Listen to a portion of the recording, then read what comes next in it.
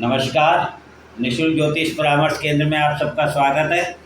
आज 3 सितंबर 2024 मंगलवार। जैसे कि हमारी चर्चा 30 मार्च 2025 को ब्रह्मांड में बनने वाले ग्रहों के गोचर प्रभाव पर चल रही है और मैं आपसे बार बार निवेदन कर रहा हूं कि मेरा 1 अगस्त 2024 का वीडियो देखिए, उसमें मैंने बताया है। अभी इसी के बारे में हम आगे और चर्चा करते हैं कि ये गोचर इतना महत्वपूर्ण क्यों है। इसका मैं आपको कारण बताता हूँ। जैसे कि 30 मार्च 2025 को जो 6 ग्रह एक ही घर में रहने वाले हैं और ब्रह्मांड में 8 ग्रहों की दृष्टि केतु पर रहने वाली है, तो ये जो केतु है ये कन्या राशि में 18 साल में एक बार आता है। अब यदि ये केतु 18 साल में एक बार आता है तो राहु के साथ शनि मीन राशि में 180 साल बाद आ रहा है। कारण गुरु 12 वर्ष में वापस उसी राशि में आता है, राहु केतु 18 वर्ष में उसी राशि में आते हैं, लेकिन शनि 30 वर्ष में उस राशि में आते हैं। यदि शनि 30 वर्ष पहले मीन राशि में आए थे तब राहु और केतु मीन राशि में नहीं थे। यदि 60 वर्ष में आए थे तो राहु और केतु मीन राशि में नहीं थे, क्योंकि 60 में 18 का हम डिवाइडेशन करें भाग दें तो पूरा नहीं जाता है। इस तरीके से हम देखें 180 वर्ष पूर्व जब शनि मीन राशि में आए थे तब राहु और केतु भी 180 वर्ष पूर्व मीन राशि में राहु थे और कन्या राशि में केतु थे।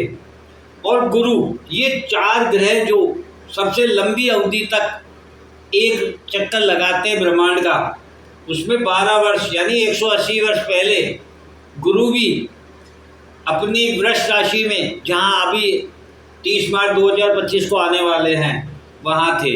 अर्थात ये गोचर 180 साल पहले बना था।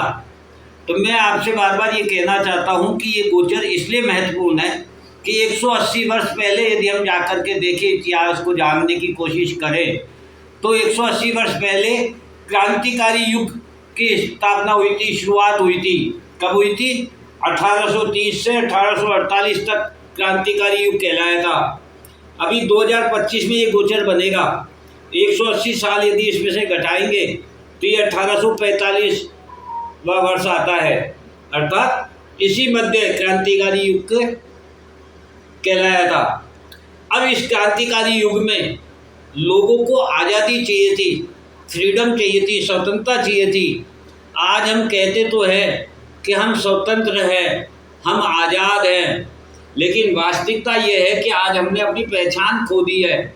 हमें ये नहीं मालूम हम कौन हैं, क्योंकि आज हम ना अपने परिवार से जुड़े हुए हैं, ना अपने समाज से जुड़े हुए हैं, ना अपने धर्म से जुड़े हुए हैं, ना अपनी संस्कृति से जुड़े हुए हैं, ना भाषा से जुड़े हुए हैं।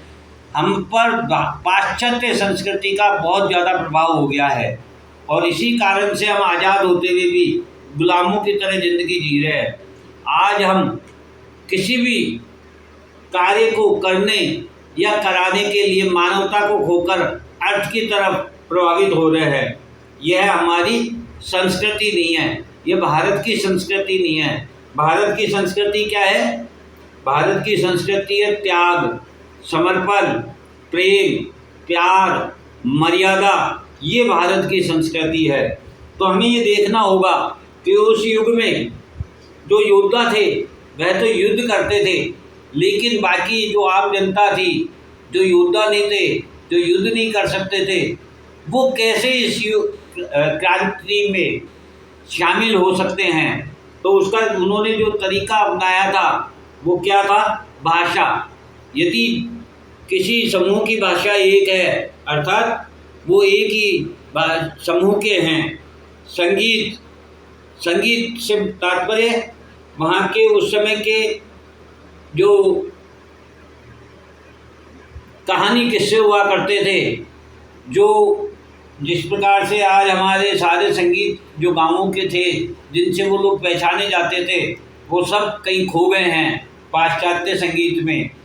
तो ये संगीत इस तरीके से समझाता था कि ये कहानी किससे हमारे नाना दादी भी सुनाया करते थे, यानी हम एक ही उसके वंशज के हैं, या हम एक ही देश प्रदेश के हैं, या हम एक ही जाति के हैं, या हम एक ही समूह के हैं। इस प्रकार से उन लोगों ने भाषा का उपयोग करके लोगों को संगठित किया, संगीत का उपयोग करके लोगों को संगठित किया, और संस्कृति के द्वारा आज हमारी संस्कृति भी कहीं खो गई है, क्योंकि परिवार छोटे हो गए हैं, बच्चे बाहर चले गए हैं, हमें मानवता शेष नहीं बची है, हमारी पहचान खोती जा रही है।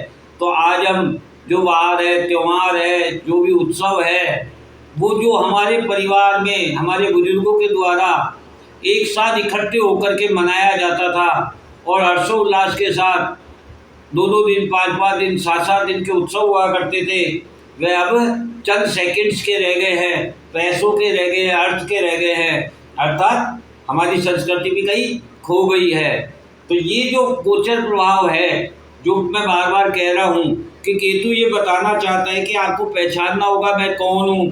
तो जो आपकी पहचान खो गई है, वो पहचान आपको वापस से बनानी होगी, और इसका माध्यम जो योद्धा होंगे वो युद्ध के द्वारा, और बाकी जो आम जनता है वो भाषा के द्वारा, संगीत के द्वारा, संस्कृति के द्वारा एक समूह को तैयार करेगी और पहचान करेगी कि हाँ, मैं इस समूह से आता हूँ, इस समुदाय से आता हूँ, इस समाज से आता हूँ। तब जाकर के प्रकृति में वापस से मानवता आएगी। और प्रकृति यही रूप दिखाने के लिए आज के 6 साल पहले कोरोना के रूप में हमें एक विस्फोटक स्थिति दे के गया और समझा के गया कि चाहे जल हो, थल हो, वायु हो, प्रकृति के लिए ये चंद क्षणों के काम है। इनमें से आवागमन को बंद करना, लोगों को अपने घरों में बंद करना, काम काज सबसे फ्री करना, अपनापन में ले जाना, संगठित कर देना, ये प्रकृति का चंद सेकंड्स का काम है। यदि हम इस चीज़ को समझेंगे, आज हम देख रहे हैं हमारे चारों ओर युद्धों की भरमार हो रही है, कितने ही देश आपस में युद्ध लड़ रहे हैं, किसी को 2.5 साल हो गए, किसी को 5 साल हो गए, किसी को 3 साल हो गए, कहीं की सरकारें बदल जाती है, कहीं पे जनता का शासन हो जाता है, कहीं पे सेना का शासन हो जाता है। तो यही जो कारण है, जो हमारी मानवता खो गई है, जो हमारी पहचान खो गई है, उसी को बनाने के लिए प्रकृति में ये गोचर वापस से प्रभावित हो रहा है।